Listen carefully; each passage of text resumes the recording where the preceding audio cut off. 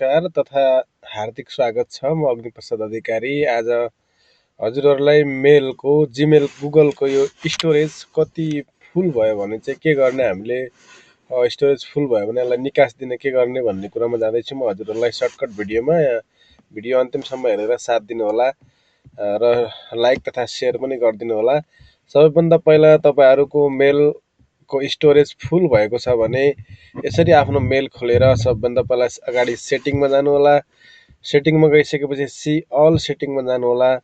त्यसपछि यहाँ आउँछ लेबल्समा जानु होला र यहाँ तल आइसकेपछि यहाँ क्याटेगोरिजमा गएर यो सोसियल भन्नेलाई सो गर्नु होला। त्यसपछि अपडेटलाई सो गर्नु होला अनि प्रमोसनलाई सो गर्नु होला।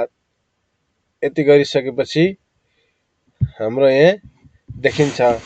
अब यो सोसियल भन्नेमा क्लिक गर्नु होला। यहाँ आएको हुन्छ, तपाईँको धेरै हुन्छ, यसलाई ओके गरेर डिलिट गर्नु होला। त्यसपछि अपडेट्समा जानु होला। अपडेटको पनि यहाँ धेरै आएको हुन्छ, क्लिक गर्नु होला र यसलाई डिलिट गर्नु होला। अनि प्रमोसनको आएको छ होला, यो प्रमोसनको पनि धेरै आएको छ, यसलाई पनि डिलिट गर्नु होला। अनि तपाईँहरूको मेल खोल्छ र स्टोरेज क्लियर हुन्छ। धन्यवाद, नमस्कार। यस्तै ताजा त्यस्तै भिडियोको लागि फलो गर्नु होला मलाई। फलो, नमस्ते।